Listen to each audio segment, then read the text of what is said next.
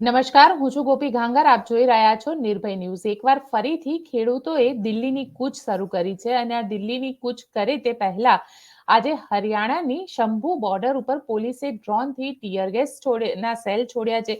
દિલ્હીની અંદર એલર્ટ આપી દેવામાં આવ્યું છે, લાલ કિલ્લાને બંધ કરી દેવામાં આવ્યો છે અને ખેડૂતોની જે માંગ છે તે માંગમાં એમએસપી અને તેની સાથે સાથે જે ખેડૂતોનું દેવું છે તે માફ કરવાની માંગ સાથે લગભગ 10 અન્ય માંગ પણ છે, જેને લઈને હવે ખેડૂતોએ આંદોલનની શરૂઆત કરી છે. આના લોકસભા ઇલેક્શન પર અસર જોવા મળશે. શું થશે અસર? આ ખેડૂતોનું આખું આંદોલન છે તે ક્યારે પૂરું થશે, કઈ રીતનું છે, આ બધા જ વિષય પર વાતચીત કરવા અત્યારે આપણી સાથે જોડાઈ ગયા છે હિમાંશુ ભાયાણી, સિનિયર જર્નલિસ્ટ. હિમાંશુભાઈ, નિર્ભય ન્યૂઝમાં આપનું સ્વાગત છે. નમસ્કાર, થેન્ક યુ. હિમાંશુભાઈ, પહેલી વાર નથી કે આ આંદોલન આવી રીતે શરૂ થયું, આ બીજી વાર આંદોલન શરૂ થયું છે. શું કહેવું છે આપનું? અને જે રીતની સિચ્યુએશન અત્યારે જોવા મળી રહી છે, ખાસ કરીને એ દ્રશ્ય જે આવે છે કે જેમાં ખિલ્લા ખોળી દેવામાં આવ્યા હોય રોડની વચ્ચે, કે સાથે બેરિકેડ લગાડી દીધા હોય, મોટા મોટા કન્ટેનર મૂકી દેવામાં આવે, એટલે ક્યાંક સરકારને ખેડૂતોની બીક લાગી રહી છે. આપણે જયારે ઇન્ટરવ્યુ માટેની વાત થઈ, હું ત્યારથી આને અત્યારથી ટ્રેક કરતો આવું છું. બધી જ ચેનલોમાં આજ સમાચાર છે અને ટ્વિટર ઉપર #farmer protest 2024 ટ્રેન્ડ કરી રહ્યું છે. ઓલમોસ્ટ 1,83,000 પોસ્ટ, એટલે પ્રો એન્ટી. કારણ કે જયારે આવી વાત આવતી હોય ત્યારે તમને ખબર છે કે સામો બીજો એવો પક્ષ હોય આર્મીનો જે એનું એસ્ટાબ્લિશ કરવા માંગતો હોય કે આજે કઈ થઈ રહ્યું છે એ બરોબર નથી. પણ ઇન્ટરેસ્ટિંગલી દિલ્હી સરકારે આમાં એક એલર્ટ ઇસ્યુ કરી દીધું છે અને કોઈ પણ પ્રકારના એમ કે મેળાવડાઓ, ખાસ કરીને લગ્ન છે કે બીજું ત્રીજું, કે કોઈ પણ તમારે કઈ કાઢવું હશે જુલુસ કે પ્રોસેશન કે જે કઈ, એની પરમિશન લેવી પડશે. આઈ થિંક એ બહુ એક મારી દ્રષ્ટિએ દિલ્હી સરકારે લીધેલો સારો નિર્ણય છે. કારણ કે જયારે આ પ્રોટેસ્ટ આવો ચાલતો હોય દિલ્હીની બોર્ડર ઉપર અને એમાં કોઈ એવા તત્વો ઘૂસીને કઈ ન કરી શકે, કારણ કે અરવિંદ કેજરીવાલની સરકાર અત્યારે ઓમાઈ ડોક્સમાં છે, એટલે મારી દ્રષ્ટિએ સારો નિર્ણય છે. જે માંગ છે સંયુક્ત કિસાન મોરચાની ખાસ કરીને અને બીજા જે નોન પોલિટિકલ એફિલિએશન્સ જે કોઈ છે, એ લોકો એમ કહી રહ્યા છે કે તમે સ્વામિનાથન કમિટીએ જે મુદ્દે જે વાત કરી છે એ તમે એની અમલવારી કરો. હવે એની અમલવારીમાં શું છે કે જે એમએસપી છે એ જે તમારી કોસ્ટ હોય એના કરતા 1.5 ગણી, એટલે માની લો કે રૂપિયો તમારી કોસ્ટ પડે છે તો 2.5 રૂપિયા તમે એની એમએસપી નક્કી કરો. હજી એની કોઈ ક્લેરિટી નથી એક્ઝેક્ટલી 1 રૂપિયો છે કે 2.5 રૂપિયા છે. ઓલરાઈટ, એટલે આ સંદર્ભે વાટાઘાટોની વાત આવી રહી. બીજું છે કે મનરેગાની જે સ્કીમ છે એ તમે ફાર્મ્સમાં ડિપ્લોય કરો, જેથી કરીને ખેડૂતોને 200 દિવસની ગેરંટેડ રોજગારી આપી શકાય. આ મુદ્દો છે ને ગોપી બહુ સમજવા જેવો છે. કોઈ પણ દેશની જે જીડીપી એમાં 3 મુખ્યત્વે પરિમાણો હોય: કૃષિ, ઉદ્યોગ એટલે કે મેન્યુફેક્ચરિંગ, એગ્રીકલ્ચર, મેન્યુફેક્ચરિંગ, અને સર્વિસીસ એટલે સેવાઓ. હવે જે કન્ટ્રીબ્યુશન ઇન્ડિયામાં છે 1990 સુધી શું હતું કે 1990, 92, 93 સુધી ભારત જે છે એ કૃષિ આધારિત સંપૂર્ણપણે વ્યવસ્થા હતી. એટલે જે વાત આવતી હતી એને લોકો હિન્દુ ગ્રોથ રેટ કહેતા હતા કે આપણી ઇકોનોમી એટલી બધી ગ્રો નહોતી થઈ રહી. 1993માં જે રીતે ડોક્ટર મનમોહન સિંઘે ઉદારીકરણના જે પગલાઓ લીધા અને જે દ્વાર ખોલ્યા ફોરેનની કંપનીઓ માટે, એમાંથી સેવા ક્ષેત્ર આખું આવ્યું, પેજિંગ કંપનીઓ આવી, બીજું ત્રીજું આવ્યું, ઘણું બધું આવ્યું, ફોરેનના કોલાબરેશન્સ થયા, આ બધી બેન્કિંગ સર્વિસીસમાં પ્રાઇવેટ સેક્ટરની બેન્કિંગ કંપનીઓ આવી, પછી એટલે સર્વિસીસ જેને કહી શકાય, મોટી મોટી હોટેલની બ્રાન્ડ્સ છે, ટુરિઝમની બ્રાન્ડ્સ છે, આ બધું આવ્યું.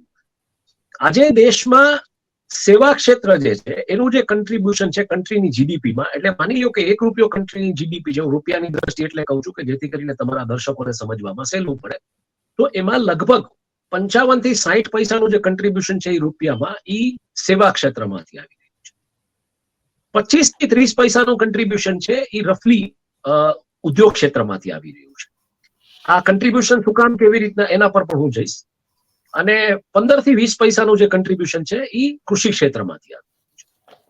હવે તમે એક્ઝેક્ટલી આની જે પોઝિશન છે, જે કન્ટ્રીબ્યુશન છે એ પ્રમાણે કદાચ કોઈ એમ માનતું હશે કે ભાઈ એમ્પ્લોયમેન્ટ છે એ રીતનું છે, પણ એમ્પ્લોયમેન્ટનો આખો ગ્રાફ છે એ રિવર્સ છે. 15 થી 20% જે સેક્ટર કન્ટ્રીબ્યુટ કરે છે એ સૌથી વધારે એમ્પ્લોયમેન્ટ આપે છે, 50 થી 60%. કારણ કે આખું ભારત જે છે આજની તારીખે કૃષિ પ્રધાન દેશ છે, ગામડાઓમાં વસે છે ભારત, અને ગામડાઓમાં જે મોટા ભાગની વસ્તી ભારતની વસે છે એમાં 50 થી 60% રોજગારી કૃષિ આધારિત. એટલે કૃષિ આધારિત એટલે પછી પશુપાલન પણ આવી જાય, ડેરી ઉદ્યોગ પણ આવી જાય, મત્સ્ય ઉદ્યોગ પણ આવી જાય, કૃષિને સંદર્ભને લગતી વળગતી બધી જે ગ્રામ્ય અર્થતંત્રને લાગતી વળગતી જે બધી સેવાઓ છે ને કૃષિના ઓલામાં લેવામાં આવે છે. ઉદ્યોગ જે છે એ 25 થી 30% એમ્પ્લોયમેન્ટ જનરેટ કરે છે. અને સર્વિસ સેક્ટર છે, સર્વિસ સેક્ટર મોટાભાગે શહેરોમાં, મેટ્રો સિટીઝમાં અને ટિયર 1 કે ટિયર 2 કે ટિયર 3 સિટીઝમાં. તો એમાં જે એમ્પ્લોયમેન્ટ જનરેશન આપે છે, કારણ કે એજ્યુકેટેડ ક્લાસ જોઈએ, બીજું ત્રીજું જોઈએ, એટલે એ જે એમ્પ્લોયમેન્ટ જનરેશન છે એ 15 થી 20%. એટલે એક્ઝેક્ટલી ઇકોનોમીના કન્ટ્રીબ્યુટર્સ રૂપિયાની દ્રષ્ટિએ આપણે કન્સિડર કરીને એ 100%ની દ્રષ્ટિમાં આપણે પેરેલલી કન્ટ્રીબ્યુશન કરીએ તો કૃષિનું જે કન્ટ્રીબ્યુશન છે એની સામે કૃષિનું એમ્પ્લોયમેન્ટ આવડું મોટું છે. સર્વિસ સેક્ટરનું જે કન્ટ્રીબ્યુશન છે એની સામે સર્વિસ સેક્ટરનું એમ્પ્લોયમેન્ટ ઓલમોસ્ટ નેગ્લિજિબલ છે. અને ઉદ્યોગ જે છે એવી રીતના છે. હવે ઉદ્યોગનો પેરેલલ શું કરવા છે? માની લો કે આ જેટલા ક્લસ્ટર્સ છે આજે, કે જામનગરનો બ્રાસપાટ ઉદ્યોગ છે, રાજકોટનો ડીઝલ એન્જિનનો ઉદ્યોગ છે, કે મોરબીનો ટાઇલ સિરામિકનો ઉદ્યોગ છે, કે બગસરાનો ઇમિટેશન જ્વેલરીનો ઉદ્યોગ છે, કે સુરતમાં ટેક્સટાઇલ્સ કે ડાયમંડ્સનો જે ઉદ્યોગ છે, એ ઉદ્યોગો તમે રાતોરાત કારખાનાઓ મોટા નથી કરી શકતા. એ કારખાનાઓ ડબલ ટ્રિપલ વર્ષે થાય એવું નથી થઈ શકતું. એટલે એ તમારે જે સેવાઓ, એ જે ઉદ્યોગનું જે છે એમાં એક કન્ટ્રીબ્યુશન જે છે એમ્પ્લોયમેન્ટનું અને રેવન્યુનું ફિક્સ રહે છે. સર્વિસીસમાં એવું છે કે બેંક જે છે એ પોતાની શાખાઓ તાલુકા લેવલે પણ ખોલે છે. મોટા શહેરોમાં તો ખોલે જ છે, પછી ડિસ્ટ્રિક્ટ હેડક્વાર્ટર્સમાં ખોલે છે, મુખ્ય શહેરો એમાં ખોલે છે, અને ત્યારબાદ એ લોકો તાલુકા લેવલે પણ જાય છે. એટલે ત્યાં એ લોકો આખા તાલુકામાંથી માની લો 10 લોકોને એમાં નોકરી મળી, કોઈ નાનકડી એક બેંકની બ્રાન્ચ છે. પણ સામો ઉદ્યોગ જે છે ઈ ગામમાં માની લો કે જરીકામનો ઉદ્યોગ થતો હોય તો જરીકામના ઉદ્યોગમાં 2,000 લોકો કામ કરતા, નાના કેટલા બધા એકમ હોય ને એ રીતના હોય. પણ કૃષિ છે એમાં 25,000 લોકો કામ કરતા હોય. અને કૃષિ એવું છે કે flexible opportunity, employment opportunity generate કરતું સેક્ટર છે. કે વિચરતી જાતિઓ અમુક જે છે, આપણે કહીએ છીએ કે ગોધરાથી એક ચોક્કસ વર્ગ છે એ ખેતીઓમાં મજૂરી કરવા સૌરાષ્ટ્રમાં આવે છે. તો આ વિચરતી જે જાતિ કે સમુદાયના લોકો છે એને પણ ક્યાંય પણ આમાં કૃષિમાં કામ મળી રહી છે. કારણ કે આ કોઈ એવું ઓલું નથી હોતું કે 6 મહિના તમે અહીંયા કામ કર્યું કેમ કરી નીકળી ગયા. કોર્પોરેટ સેક્ટરમાં કે સર્વિસ સેક્ટરમાં હોય છે કે તમારી કન્ટિન્યુટી જોવામાં આવે જોબ સર્વિસ. અને at the end of the day કૃષિ જે છે, ભારત જેમ કૃષિ આધારિત દેશ છે, ભારત પાસે 12 પાકો છે, 12 ખેતી છે, ભારત પાસે વેરાયટી ઓફ પ્રોડક્ટ્સ છે. લાઈક અમેરિકામાં ખાલી કોર્ન જ ઉગે છે, પણ ભારત પાસે ટૂંકમાં શાકભાજી, મસાલાઓ, બેઝિકલી જે સ્પાઇસીસ જેને આપણે કહીએ છીએ, અને ધાન, અને એટલે ઘઉં, ચોખા કે જે પણ કઈ તમે આ, અને ફળ ફ્રૂટ, આ બધું જ. અને આનું એક બહુ જબરદસ્ત બાસ્કેટ છે. એટલે આ વખતે વાત એવી છે, અને આ શું કામ થઈ રહ્યું છે એ સમજવા જેવું છે. આ સરકારનો વિરોધ નથી, આ તમે સમજજો. પણ સરકારે જે આશા જગાવી છે ને કે આ સરકાર બધું કરી શકે છે, કે એક ચોક્કસ નેતાગીરી હે તો મુમકિન, એની જે વાત આવી રહી છે ને, એટલે આ થઈ રહ્યું છે કે જો કરશે તો આ સરકાર કરશે, બાકી કોઈ નહીં કરે. અને એટલે આ આખા એજિટેશન્સ વધી રહ્યા છે કે ગમે એમ કરીને તમે આ ઇમ્પ્લિમેન્ટ કરો. એક વખત તમે આ ઇમ્પ્લિમેન્ટ કરી દીધું પછી તો એ કન્ટિન્યુ રહેવાનું છે. પણ ગોપી, આર્થિક રીતે આ અત્યારે મને નથી દેખાતું કે સરકાર આમાં કાંઈ એટલે કરી શકશે. કારણ કે આ વખતનું બજેટ ઓન એકાઉન્ટ જે છે એવી વાત આવે છે કે IMF ના એપ્રુવલ થી થયું છે. ઇન્ટરનેશનલ મોનિટરી ફંડે જે ટિપ્પણીઓ કરી હતી દેવાને લઈને, અને તમે આઈડિયલી આ બજેટની જે રચના જોશો કે રૂપિયો આવશે ક્યાંથી ને રૂપિયો જશે ક્યાં, તો રૂપિયો આવશે એમાં 70% રેવન્યુ જે છે એ તમારી આવી રહી છે ટ્રેડિશનલ તમારા ટેક્સ રેવન્યુ સોર્સિસ, કે ત્યાંથી 72%, અને 28% એટલે 28 પૈસા ₹1 તમે, એટલે ₹1 માની લો કે 72 પૈસા જે તમારી ટેક્સ રેવન્યુઝ બીજું ત્રીજું આ જે કઈ છે એમાં આવી રહી છે, જીએસટી છે, ઇન્કમ ટેક્સ છે, બ્લા બ્લા બ્લા. તો 28 પૈસા સરકાર બોરો કરી રહી છે. શું કામ બોરો કરી રહી છે? કારણ કે સરકારનું જે આઉટગો છે, એ આઉટગો એટલે જે રૂપિયો જશે એ રૂપિયામાં 80 પૈસા જુદી જુદી સ્કીમ્સ, સરકારી પેમેન્ટ્સ છે બેઝિકલી, કે સરકારના જે પગારના બિલ છે, બીજું ત્રીજું છે, અને સ્ટેટનો જે હિસ્સો છે એમાં વયા જાય. એટલે 8 પૈસા કંટ્રોલ કરવાને બદલે સરકારે શું કર્યું, 28 પૈસા, એટલે માની લો કે 80 પૈસાનું તમારો ખર્ચ છે અને 72 પૈસાની તમારી આવક છે, તો 8 પૈસા તમારે કંટ્રોલ કરવાની જરૂર હતી સોશિયલ સ્કીમ્સમાં ને એમાં. ઈ કરવાને બદલે તમે શું કર્યું કે 28 પૈસા દેણું લીધું અને 20 પૈસા તમે વ્યાજ દેખે ચૂકવશો. એટલે તમારો આખો રૂપિયો જશે સ્કીમ્સમાં, સ્ટેટના હિસ્સામાં, અને બધી પેન્શન પે યોજનાઓ જે કઈ છે એમાં, અને 20 પૈસા તમે પૈસા બોરો કરો છો એના ઉપર વ્યાજ 20 પૈસાનું કીધું છે. એટલે આ પરિસ્થિતિમાં મને એવું લાગે છે કે આગામી દિવસોમાં સરકાર આમાં દોઢી કે એવી જે MSP કરવી એ કેવી રીતના કરશે એ બહુ મોટો પ્રશ્ન છે.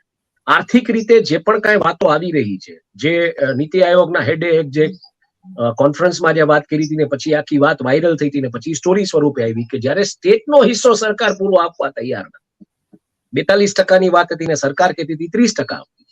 તો એ પરિસ્થિતિમાં સરકાર MSP વધારી અને આ કઈ દિશામાં લઈ જશે આ સમજવું બહુ જરૂરી છે. આમાં સરકાર કેટલું વાટાઘાટો, એટલે સરકારે મરણો ઉપરાંત એમ કે ટૂંકમાં ભારત રત્ન તો આપી દીધું તમે અંકલેશ્વરિયાજીને, પણ હવે કિસાનો એ કહી રહ્યા છે કે જયંત ચૌધરીને તમે આપી દીધું એટલે એમ કે કિસાનોનું જીતી લીધું, પણ કિસાનો હવે એ કહી રહ્યા છે કે અંકલેશ્વરિયાના જે પણ કઈ સુઝાવો છે એ કમિટીના એ તમારે લાગુ પાડવા પડશે. એટલે આમાં અત્યારે સરકાર અને કિસાનો સામસામે આવી ગયા છે. અને સરકાર આમ તમે જોવા જાવ તો આ સરકાર એવી છે જે ઘણી વખત આપણે ચર્ચાઓ કર્યા છે કે ક્રાઇસિસ ટ્રિગર કરે છે, ક્રાઇસિસ કંટ્રોલ કરવાની એની પાસે એક ચોક્કસ રણનીતિ હોય છે અને પછી એમાંથી benefit, eco political socio benefits કેમ લેવા એ પણ આ સરકારને આવડે છે. એટલે અત્યારે એવું દેખાઈ રહ્યું છે કે આ સરકાર ભરાણી છે, કેમ કરશે, શું કરશે, જે રીતના બેરિકેડિંગ ને બધું કરી રહી છે, ઓપ્ટિક્સ બિલ્ડ કરી રહી છે, અમે આમાં નહીં ઝૂકીએ, પણ કદાચ કેવી રીતના કંટ્રોલ કરશે એના ઉપર આઈ થિંક આપણે નજર રાખવી પડશે. ને એમાંથી પછી બેનિફિટ્સ કેવી રીતના લઈને, કારણ કે 2024 ની ચૂંટણી છે, એટલે 2024 ની ચૂંટણીમાં સરકાર આ ના કરે. આ જ વસ્તુ મેં કતારના જે 8 જે લોકો જે નાવિક નેવલ ઓફિસર્સને રિલીઝ કર્યા એની જે ડિબેટ થઈ ત્યારે મેં કીધું હતું કે આમાં સરકારને ખબર છે એને ક્રાઇસિસ ટ્રિગર કરવાની એની આદત છે, ક્રાઇસિસને કંટ્રોલ મેનરમાં લઈ જાય છે. જ્યારે આ બધું થતું હોય છે ત્યારે ચોક્કસ રીતે એના નેતાઓ કે એના પ્રવક્તાઓ ક્યાંય તમારી ડિબેટમાં નહીં આવે, તમને વાત નહીં કરે ને પછી સડનલી ધડાકો કરશે. મેં ત્યારે કીધું હતું કે 2024 ની ચૂંટણીને ધ્યાનમાં લઈને 8 લોકો પાછા ઘરે આવશે અને સરકારોનો જોરશોરથી પ્રસાર કરશે અને પ્રચાર પ્રસાર કરશે ને આપણે ગઈકાલે જોયું. કારણ કે આના બેઝમાં જે જીનીવા કન્વેન્શનની ટ્રીટી છે ને એના પ્રમાણે કોઈ પણ સરકાર દુનિયામાં નથી કરી શકતી. કોર મુદ્દો આ છે. એટલે આમાં કોઈ સરકારની કૂટનીતિ બીજું ત્રીજું ઈ જવા દો તમે, ઈ તો હોય જ, ઈ તો કરવું જ પડે તમારે, તમારા નાગરિકો ફસાય એમાં કઈ તમે કોઈની ઉપર એહસાન નથી કરતા. Please try to understand. હિમાંશુભાઈ, સવાલ અહીંયા એ ઉભો થાય છે ને કે આ પહેલા પણ આંદોલન થયું 2020 ની અંદર, આંદોલન ત્યારબાદ પૂરું થયું અને સરકારે જે બિલ હતું એ બિલ પાછા 3 બિલો સરકારે પાછા લેવા પડ્યા. હવે ફરીથી કિસાન આંદોલન શરૂ થયું છે. એ જ રીતની આખો માહોલ જે છે એ અત્યારે દેખાઈ રહ્યો છે. દિલ્હીની બોર્ડર ઉપર, શંભુ બોર્ડર ઉપર ફાયરિંગ થયું, ત્યાં ટીયર ગેસના સેલ છોડવામાં આવ્યા, લાઠીચાર્જ કરવામાં આવ્યો. આની ઇમ્પેક્ટ 2024 ની લોકસભાની ચૂંટણી ઉપર કઈ રીતે તમને દેખાઈ રહી છે? હું તમને એટલે જ કહી રહ્યો છું કે અત્યારે તમે એકચ્યુઅલી ટ્વિટર ઉપર જો જોશો તો વસ્તુ જે ટ્રેન્ડ થઈ રહ્યું છે એમાં જે કમેન્ટ્સ આવી રહી છે ઇન્ટરેસ્ટિંગ છે. કાયદેસર રીતે એવી કમેન્ટ આવી રહી છે કે ચાઇનાની બોર્ડર જેટલી સિક્યોર એના કરતા વધારે દિલ્હીની બોર્ડર સિક્યોર છે. એક્ઝેક્ટલી. પછી એવા પંચ અને એવા વિડીયોઝ આવી રહ્યા છે સામે કે આ એમ કે એક પ્રકારની દિલ્હી પોલીસની ખેડૂત આંદોલનને 21 તોપની સલામી છે કે જે રીતના ફાયરિંગ થઈ રહ્યું છે કે આ બધું છે. એટલે સી લાસ્ટ ટાઈમ જે વાત હતી એ કોર્પોરેટ હસ્તગત કરી રહ્યા હતા ખેતી, એની સામેનો વિરોધ હતો. ત્યારે ડિમાન્ડ આ જ હતી કે MSP આપી દો અમને, અમારે કોર્પોરેટ સાથે ટાઈપ કરવાની જરૂર નથી. એટલે એ ફાર્મ લોસ તમે રિપીલ કર્યા, એ તમે પાછા લઈ લીધા, પણ અલ્ટિમેટલી MSP તમે નથી આપી. અને સરકારની અત્યારે જે હું પરિસ્થિતિ જોઈ રહ્યો છું, 205 લાખ કરોડનું જે રીતના દેવું છે, જે રીતનું ઓવર એક્સપોઝર છે અપગ્રેડેશન ઓફ ઇન્ફ્રાસ્ટ્રક્ચરમાં, જે પણ કઈ તેજી કે મંદી અત્યારે આપ જોઈ રહ્યા છો એ એટલા માટે છે કે કોઈ પણ એક ભાવ જે છે એ 10 કે 20 રૂપિયાનો હતો, એનો ભાવ આજે પહોંચી ગયો છે 5 થી 8 થી 10 ગણો, અને એના ઉપર GST. એટલે સરકારને ટેક્સની રેવન્યુ મોટી છે, મોંઘવારી મોટી છે. એટલે આ બધી પરિસ્થિતિમાં પણ લીંબુની આ તમે કિંમત બજારમાં જોવા જાવ તો 140 રૂપિયા કિલો છે, પણ શું ખેડૂતને પૈસા મળે છે? મુદ્દો ત્યાં છે. એટલે ત્યાં એ વાત આવે છે કે MSP અમને આપો. પછી તમે લીંબુ ભલે 540 માં વેચો, એનાથી અમને નિસ્બત નથી, પણ અમને અમારા 240 મળી જવા, જે ખેડૂતને મળતા નથી. એટલે આ વખતની જે લડાઈ છે એ MSP મુદ્દે છે. બીજું કે ઇન્ટરેસ્ટિંગલી આ જે વિરોધ છે ને આમાં જાટ શીખો છે. જાટ શીખોની આમ તમે ફાર્મર્સ પોપ્યુલેશન જોવા જાવ તો 0.5%, પણ જે વિરોધ કરી રહ્યા છે ને એમાં 95% જાટ શીખો. એટલે આ કઈ દિશામાં જશે અત્યારથી એને ડેફિનેટલી એક ચોક્કસ ઓલા સાથે લેબલ કરી દેવામાં આવ્યું છે કે ખાલિસ્તાનીઓ છે, મર્સિડીઝ બેન્ઝ લઈને આવે છે, ટ્રેક્ટરો લઈને આવે છે. એવું નથી મર્સિડીઝ બેન્ઝ લઈને જ આવે છે. ને જે રીતના બેરિકેડિંગ એ લોકોએ હટાવીને પોતાનો રસ્તો કર્યો ત્યાં ટ્રેક્ટરોથી હટાવીને જે રીતના એ લોકો ઘૂસ્યા છે એ બહુ ક્લિયર છે. અને હજી તમને એક બીજી વસ્તુ કહી દઉં, અલ્ટિમેટલી દિલ્હી પોલીસમાં મોટા ભાગના જેને કહી શકો તમે જે પોલીસ કર્મીઓ છે એ આજુબાજુના વિસ્તારના હરિયાણા છે કે દિલ્હી છે કે હિમાચલ પ્રદેશ છે કે આ બાજુના પંજાબના ખેડૂતના પુત્રો છે. જેમ આપણે અહીંયા ગામડામાંથી જુદી જુદી કમ્યુનિટી આહિર કયો, ભરવાડ કયો, દરબાર કયો, આ બધા મૂળભૂત રીતે ખેતી સાથે જોડાયેલી પ્રજા ટૂંકમાં એક જાતિ છે. એટલે આ લોકો કૃષિ પ્રધાન વ્યવસ્થાઓમાંથી આવે છે. આ લોકોએ ખેતીવાડીમાં એના માતા પિતાને એક સમયે જયારે હોય ગામડામાં ત્યારે મદદ કરેલી છે. ગામડામાં છોકરો હોય તો શું કરે, જનરલી સ્કૂલેથી આવીને પછી ખેતીમાં મદદ કરે. એટલે જ તમે જુઓ છો ગામડાના લોકો કરવા શહેરોમાં સક્સેસફુલ જાય છે, કારણ કે મહેનત કશ પ્રજા. એટલે આ વખતે જે વિરોધ છે એ એમએસપી ની વાત આવે છે ને આ વખતનો જે વિરોધ છે એ ગયા વખતના વિરોધમાંથી શીખીને ઉગ્ર છે. અને એટલે જ સરકારે આ બધી જગ્યાએ બોર્ડરો બેરિકેડ કરી કે નેલ્સ પાયથરા કે જે પણ કઈ કરી, એટલે કે આ વિરોધ હવે તમે કંટ્રોલ નહીં કરી શકો અને આમાં તમારે એમએસપી આપવી પડે એમ છે. જે મેં તમને બજેટની જે પ્રોવિઝન્સની વાત કરી, એ નાણાકીય પરિસ્થિતિમાં જગ્યા ક્યાં છે એમએસપી આપવાની, એટલે સરકાર અત્યારે ક્રાઇસિસમાં આમ તમે જોવા જાવ તો આવી છે. લોકસભાની ચૂંટણી માથે છે એટલે ઓપ્ટિક્સ બહુ જુદા બિલ્ડ થશે. હિન્દી હાર્ટલેન્ડમાં ખાસ કરીને જ્યાંથી તમારે મેક્સિમમ સીટ લઈ આવવાની છે.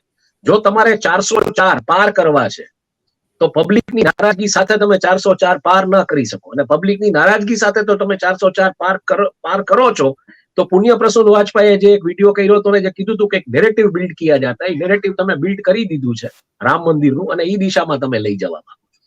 But let us wait and watch, કારણ કે આ ફાઇનલ નથી. પણ એક જે વાત આવી રહી છે કે તમારે એમએસપી વધારવી પડશે. અંકલેશ્વરિયા કમિટીના જે સજેશન્સ છે તમે ઇમ્પ્લિમેન્ટ કરવા માટે તૈયાર છો, એના પાસે સરકારના ખિસ્સામાં પૈસા છે કે નહીં, મોટો પ્રશ્ન છે. પણ હિમાંશુભાઈ, સરકારના ખિસ્સામાં પૈસા છે કે નહીં એ પ્રશ્ન તો છે જ, કારણ કે જો સરકારી તિજોરીમાં નહીં હોય પણ તો ખેડૂતો જે રીતે આંદોલન કરી રહ્યા છે, ખેડૂતો દેવું માફ કરવાની પણ માંગ કરી રહ્યા છે. ખેડૂતોની પોતાની એક માંગ છે અને એ વાસ્તવિકતા છે કે દેશની અંદર ખેડૂતોને પોતાને કશું નથી મળતું. જ્યારે એકચ્યુઅલ કસ્ટમર પાસે જાય છે ત્યારે એ કસ્ટમર 500 રૂપિયા આપે છે તો સામે ખેડૂતને માત્ર એના 5 રૂપિયા જ મળતા હોય છે. વચ્ચેના જે દલાલો છે એ ખાઈ જાય છે ને એ દલાલોમાં કોણ કોણ આવે છે એ તમને ને મને બધાને ખબર છે કે ઘણી બધી પોલિટિકલ પર્સનાલિટી પણ એમાં હોય છે. તો આવી સિચ્યુએશનમાં હવે આને કંટ્રોલ કઈ રીતે કરશે સરકાર આને, કારણ કે એવું પણ આજે કહેવાય રહ્યું છે કે અમિત શાહે પોતાની અહીંયાના જેટલા કાર્યક્રમ હતા એ બધા ટૂંકાવી દીધા, દિલ્હી પહોંચી ગયા છે. લો એન્ડ ઓર્ડર સિચ્યુએશન છે, કારણ કે જો લો એન્ડ ઓર્ડર સિચ્યુએશન બગડશે દિલ્હીની અંદર તો આનું ઇમ્પેક્ટ આખા દેશના ખેડૂતો પોતે લેશે અને દેશના ખેડૂતોની અંદર જો આ ઇમ્પેક્ટ ગયો તો ક્યાંક બીજેપીને પણ નુકસાન થઈ શકે. ઇન્ટરેસ્ટિંગ છે. જે વચેટિયાઓનો બિઝનેસ હતો ને ઓર્ગેનાઇઝ કરવા માટે થઈને ગયા વખતના ફાર્મ લોઝ લઈ આવવામાં આવ્યા કે નાના વચેટિયાઓને હટાવી દો, એટલે જે કોઈ પોલિટિકલ પાર્ટીના કે જે કોઈ હોય અને મોટાઓને નાખો, એટલે કોર્પોરેટ્સને નાખો.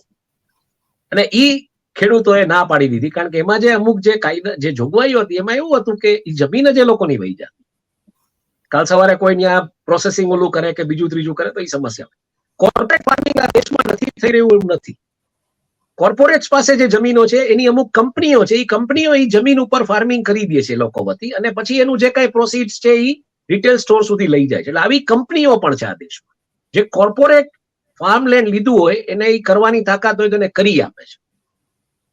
કોર્પોરેટ્સ આમાં કોન્ટ્રાક્ટ કરી અને ફાર્મ પ્રોડ્યુસીસ બધી જગ્યાએથી લઈ આવે છે અને પોતાના શેલ્ફમાં પોતાના રિટેલ સ્ટોર ઉપર લઈ જાય છે. એટલે એવું નથી કે કોર્પોરેટ ફાર્મિંગ નહોતું થતું, પણ કોર્પોરેટ ફાર્મિંગને ટેક્સ નેટમાં લઈ આવવા માટે અને ખાસ કરીને જે ફાર્મ સબસિડીઝ છે, કારણ કે તમે ડીઝલ સબસિડાઇઝ આપો છો, ઇલેક્ટ્રિસિટી સબસિડાઇઝ આપો છો, પાણી સબસિડાઇઝ આપો છો, તો એની સામે કોઈ એક ચોક્કસ પ્રકારનો રિટર્ન લેવાની ગણતરી સાથે આ ફાર્મ લોઝ એ દિશામાં લઈ આવવામાં આવ્યા.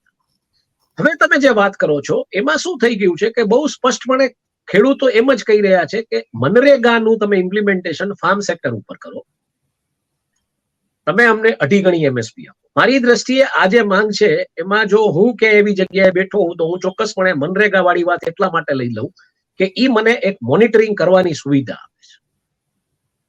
ખેડૂતો એના ખેતરમાં શું ઉગાવે છે, કેટલું બહાર લઈ આવે છે, કુદરતી રીતે ક્લાઇમેટ ચેન્જના કારણે શું નુકસાન થાય છે, આ બધો ડેટા મારી પાસે 3 વર્ષની અંદર અવેલેબલ છે. કારણ કે ખેતીમાં તમારે આઈડિયલી 3 સાયકલ્સ લેવી પડે, ખરીફ રવિની 3 વર્ષની તમે 6 સાયકલ્સ લ્યો એટલે તમારી પાસે એક્ઝેક્ટ ડેટા હોય કે આ શું થઈ રહ્યું છે ને કઈ દિશામાં. પછી તમે એમાં ધીરે ધીરે ભલે સરકાર જ, એમાં હું તમને કહું પીપીપી મોડેલ ઉપર લઈ જાય, જેમાં રાજ્ય સરકાર, કેન્દ્ર સરકાર અને કોર્પોરેટ અને ફાર્મર 4 જણા ભેગા થઈને કરે, અને નફા નુકસાનની વાત આવે ત્યારે એ રીતનું કે ભાઈ જે કઈ હિસાબ કિતાબ કરો. મારી દ્રષ્ટિએ આ એક માંગ એવી છે કે જો તમે ઈ કરી ગયા તો તમે એમએસપી વાળી જે માંગ છે એને તમે 3 વર્ષ પછી ગેરંટી તરીકે આપી શકશો કે અમે અત્યારે પેલા આ લાગુ પાડીએ છીએ અને એના પછી આ પાડશું. પણ હું બહુ સ્પષ્ટ છું કે 1200 જણાને તમે થાંભલે ચડાવો છો, પેલા હાથથી કઈક અડાડવાનું કહો છો, પછી પગથી અડાડવાનું કહો છો, નહીં 1200 જણાને તમે નોકરી નથી આપી શકતા. સરકારના ખિસ્સામાં પૈસા છે કે નહીં, બહુ મોટો પ્રશ્ન છે. રાજ્ય સરકારો જે રીતના વિરોધ કરી રહી છે એની નાણાકીય સ્વાયત્તાનો, જે હમણાં થોડા દિવસો પહેલા કેરલાના પનિયારી વિજયને જંતર મંતર ઉપર આખું એક રજૂઆત કરી. મમતા બેનર્જીએ કીધું છે કે અમારો સ્ટેટનો હિસ્સો અમને સમયસર નથી મળતો, પ્લીઝ આપો. સ્ટાલિને એક જમાનામાં કીધું છે કે આનાથી ફાઇનાન્શિયલ સ્વાયત્તા જે છે એ નગરપાલિકાઓ બની જશે. રાજ્યો જે છે ને, બેઝિકલી જે રીતના જીએસટી નું સેન્ટ્રલાઇઝેશન થયું છે એમાં રાજ્યો છે એ નગરપાલિકાઓ બની જશે. એટલે આમાં મને એવું લાગે છે જે રીતના અમિત શાહ પોતાની મીટિંગ કે જે કઈ કાર્યક્રમો કર્ટેલ કરીને ત્યાં પહોંચી ગયા, લો એન્ડ ઓર્ડરની 100% સિચ્યુએશન છે. આમાં કોઈ શંકાને સ્થાન નથી. આપણે જે વિઝ્યુઅલ્સ જોઈએ છીએ એ જોતા અને જે કઈ ટ્રેન્ડ થઈ રહ્યું છે એ જોતા લો એન્ડ ઓર્ડરની પરિસ્થિતિ ગંભીર છે. અને એઝ આઈ સેડ, જાટ ખેડૂતો છે એટલે ઈ તમે સમજી લેજો ઝૂકવા વાળો વર્ગ નથી. હું ઘણી વખત કહું છું કે ગાંધીજીની હત્યા એટલે કરી શક્યા જ્યારે કરવી હતી કારણ કે એ એક ગુજરાતી વાણિયો હતો. આ બધી વોર ટ્રાઇબ્સ છે, એટલું યાદ રાખજો. આ બધી વોર કમ્યુનિટીઝ છે, જાટ્સ છે, શીખ છે, મરાઠા છે. જો એમાંથી તમે કોઈના લીડરને મારો ને તો ઈ તમારી પાછળ આવે ને આખી વિચારધારાને ખતમ કરે. જેમ આપણે જોયું કે ભિંદ્રનવાલાની વિચારધારા શું હતી એની સાથે કોઈ સહેમત નહોતું કે જુદું એક આખો પ્રાંત માંગવો, પણ જયારે ઈ થયું ત્યારે ઈ વિચારધારાને સમર્થન કરતા લોકો એક વોર કમ્યુનિટીમાંથી હતા ને એને જે આનું જે કાંઈ થયું હતું ભિંદ્રનવાલાનું એને એ લોકોએ અંજામ આપ્યો. એટલે આ બધી બહુ જેને કહી શકો કે બધી સ્ટ્રોંગ માઇન્ડેડ, હાર્ડ હેડેડ અને બહુ એક ખડતલ પ્રકારની પ્રજાતિ છે. આજે આપણા કમાન્ડોઝમાં મેક્સિમમ જાટ્સ છે. ભારતના એનએસજી કમાન્ડોઝ કે જે કાંઈ છે એમાં જાટ્સ છે. એટલે આ પરિસ્થિતિ 100% લો એન્ડ ઓર્ડરની છે. અને એમાં અમિત શાહની પ્રાયોરિટી બીજી કઈ અત્યારે હોય જ ન શકે. જેમ તમે કીધું કે કાર્યક્રમો ઓલા કરી નાખ્યા, એટલે એમાં મને કોઈ નવાઈ નથી લાગતી કે શું કામ આ કઈ. પણ આ વખતે સરકારે બેસવું પડશે. સરકાર પાસે તમે સમજો સરકારે શું ઇન્ટરેસ્ટિંગ કર્યું છે, સરકારે કોર્પોરેટના ટેક્સની માફી કરી અને ઈ જે પ્રોફિટ્સ છે ઈ પ્રોફિટ્સમાંથી આપણને બધાને ખબર છે કે ઇલેક્ટોરલ બોન્ડ્સ છે ઈ અત્યારે ઓલાની બહાર છે, જેને કહી શકો તમે આરટીઆઈ ની બહાર છે. એ તમને ખબર નથી ક્યાંથી આવે છે, પણ 2022-23 ના જે ઇલેક્ટોરલ બોન્ડ્સ આવ્યા 2800 કરોડના, એમાંથી 1300 કરોડ ભારતીય જનતા પાર્ટીને મળ્યા છે. રાઈટ? એટલે પાર્ટી તમે સમજો નાણાકીય રીતે મજબૂત થઈ રહી છે. સરકાર પાસે પૈસા છે કે નહીં પ્રશ્ન છે. અને સરકાર આમાં એમએસપી માટે કેવી વાટાઘાટો કરે છે, વચગાળાનો શું રસ્તો કાઢે છે. 100% હું જેમ તમને કહું છું કે આ લોકો માસ્ટર છે. ક્રાઇસિસ ટ્રિગર કરવાના, ક્રાઇસિસને કંટ્રોલ કરવાની રણનીતિ એની પાસે હશે અને એમાંથી બેનિફિટ કેવી રીતના લેવો એ હશે. અત્યારે જે રીતના વાતો આવી રહી છે કે રાહુલ ગાંધી બધા નેતાઓને મળવાના છે, એટલે એનો કોઈ તોડ એની પાસે હશે અને હશે. કારણ કે 70 વર્ષે સત્તામાં આવ્યા છે અને એને ખબર છે કે જો સત્તામાં આ બધી વસ્તુના ઓપ્ટિક્સ બિલ્ડ થાય ને પ્રોબ્લેમ પડે તો પછી શું સમસ્યાઓ થાય. એટલે ઈ બિલકુલ નહીં થવા દે. So let us wait and watch. કંઈક એવો વચગાળાનો કંઈક એવો જેને કહી શકાય નિર્ણય આવશે. પણ હું એવું માનું છું એઝ આઈ સેડ કે જો હું કોઈ આવી જગ્યાએ હોત તો હું આ જે 200 દિવસની મનરેગાની જે આ લોકોની વાત છે ને એ વાતને હું સ્વીકારી. કારણ કે એ મને ઓટોમેટિકલી આખા કન્ટ્રીની એગ્રીકલ્ચર સેક્ટરને એક રીતે જોવા જાવ તો ઓર્ગેનાઇઝ પેટર્નમાં લઈ આવવાની મને ઓપોર્ચ્યુનિટી આપે છે ને મને મોનિટર કરવાની તાકાત આપે છે કે આ જગ્યાએ મરચાનું પ્રોડક્શન વધારે છે, આ જગ્યાએ લીંબુનું પ્રોડક્શન વધારે છે, આ જગ્યાએ આનું પ્રોડક્શન વધારે છે, આમાં આટલી મારી લેબર કોસ્ટ જાય છે, આટલું મારે મનરેગામાં લોકોને આપવું પડે છે, હજી મારે કેટલુંક આ લોકો પાસે કામ લેવડાવવું પડે, સોઇલ ટેસ્ટિંગ કરાવવાથી માંડી બીજું ત્રીજું, ત્યાંની જમીનને કેમ વધારે ફળદ્રુપ બનાવી. આ બધું એક ઓપોર્ચ્યુનિટી છે ભારત દેશ માટે. જ્યારે વિશ્વ આખાની અર્થવ્યવસ્થા તૂટવાના આરે છે, ભારત એક એવો દેશ છે કે એની પાસે પોતાની કેપ્ટિવ અર્થવ્યવસ્થા છે, એનું પોતાનું કેપ્ટિવ કન્ઝમ્પશન છે. તહેવારો છે, ધાર્મિક ઉત્સવો છે, અને એમાં અલ્ટિમેટલી લોકોને ખાવા પીવાનું હોય છે, કારણ કે પ્રસંગો એમાં જમવાનું ને બધી વ્યવસ્થાઓ હોય, એટલે બેઝિક ખાવા પીવાની, જેને કારણે કોરોના સમયે ભારત દેશની જે ઇકોનોમી સર્વાઈવ થઈ ગઈ, બેઝિક કન્ઝમ્પશનને કારણે સર્વાઈવ થઈ ગઈ. એટલે એઝ આઈ સેડ કે જો હું આ જગ્યાએ તો આ મનરેગા વાળી વસ્તુ 100% સ્વીકારું ને 3 વર્ષ પછી કે જો હું સત્તામાં રહીશ તો 100% તમને એમએસપી આ નહીં, પણ હું તમારી સામે આ વ્હાઇટ પેપર મૂકીશ. એમ પાછલી સરકારોનું તમે વ્હાઇટ પેપર લે, એમ વ્હાઇટ પેપર લેવો કે આ નફા નુકસાન છે, બોલો શું કરવું છે, વધારે એમએસપી જોઈએ છે, ઓછી કરવી છે કે આ રીતના કરવું છે. આઈ થિંક આ ઓપોર્ચ્યુનિટી છે સરકાર પાસે, but let us wait and watch. સરકાર શું કરે છે, સરકાર શું કરવાની હોય છે તો આપ તમને મને કહેતી નથી. કોમનવેલ્થ વખતે એમ કે ભારત કરવાના છે, આખું મીડિયા લાગી પડે ને પછી ભારતનું. હિમાંશુભાઈ, એક સવાલ એ પણ છે કે ગઈ વખતે આંદોલન થયું તો 1 વર્ષ આંદોલન ચાલ્યું અને 700 થી વધારે ખેડૂતોના મૃત્યુ થયા હતા એ આખા આંદોલન દરમિયાન. હિંસા પણ પુષ્કળ થઈ હતી. દિલ્હીની અંદર આપણે એ માહોલ પણ જોયો હતો કે જ્યાં ટ્રેક્ટર ઘૂસી ગયા હતા દિલ્હીની અંદર. ક્યાંક સરકારને ડર છે આ વસ્તુ ફરીથી રિપીટ થવાનો? એટલે જ બેરિકેડિંગ છે ને, કારણ કે તમે કેપિટલનો માની લો કે આ તો હજી કાંઈ નથી. તમે સમજો, તમે ફ્રેન્ચ પ્રોટેસ્ટ આ બધું જોશો ને ફાર્મર્સનો, તો એ લોકોએ જે કર્યું હતું તો અકલ્પનીય છે. એ લોકોએ માટીના ઢોરા આખા લઈ અને જે તે મિનિસ્ટરના ઘરની સામે નાખી દીધા હતા, એના ઓલા જે મોટા મોટા જેસીબી જેવા ટ્રેક્ટર્સ એનાથી લઈને. હવે તમે વિચાર તો કરો, ઘરની બહાર નો નીકળી શકે એવી પરિસ્થિતિ કરી. એટલે આખો માટીનો ઢગ ખડકી દીધો હતો. એટલે આ બધી પરિસ્થિતિ એવી છે કે માની લો કે 100 ટ્રેક્ટર કાલ સવારે તમારા ઘરની બહાર ઉભા રહી ગયા, તમે જાશો ક્યાં? 10 ટ્રેક્ટર ક્યાંક જગ્યાએ ગોઠવાઈ ગયા, તમારી પાસે પોલીસ ફોર્સ કેટલી કંટ્રોલ કરવા માટે? સિટીનો ટ્રાફિક તમારે ઇન્ટેક રાખવાનો છે. કેપિટલ છે, કેપિટલને તમે જેને કહી શકો, તમે કેપિટલ જો બાનમાં લઈ લો તો પરિસ્થિતિઓ કેવી સર્જાઈ શકે? No doubt remote working facilities ને બધું હોય છે, પણ અલ્ટિમેટલી રિમોટ વર્કિંગના નિર્ણયો છે એ કોઈ અધિકારીઓ, બ્યુરોક્રેટ્સ ઈ લેશે. તમારે ફોર્સિસ તો ગ્રાઉન્ડ ઉપર મોબિલાઇઝ કરવી પડશે ને. એ તમે કેવી રીતના કરશો જો આટલો હુજુમ આખો આવી જાય ગામમાં?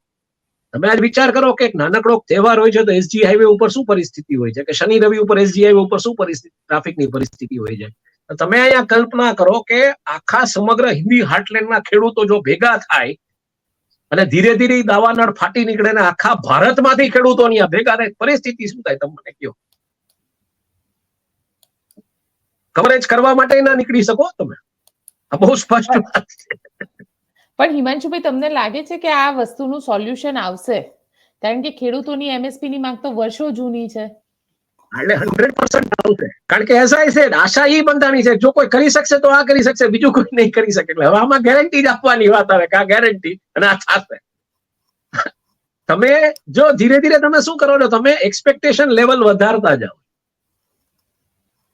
જ્યારે તમે એમ કહો ને કે આ મેં કરી દીધું ને હું આમ ને હું તેમ, ત્યારે તમારું એક્સપેક્ટ, એટલે આ ઓલા જેવું છે, એક સેલ્સમેન હોય, અમારો એક મિત્ર ઘણી વખત, એક નીરજ પાઠક કરીને મિત્ર, તો એ કીધું બાપુ 6 કરોડ એટલે હું ગયા, એક ક્વાર્ટરમાં 6 કરોડ કરી નાખીએ.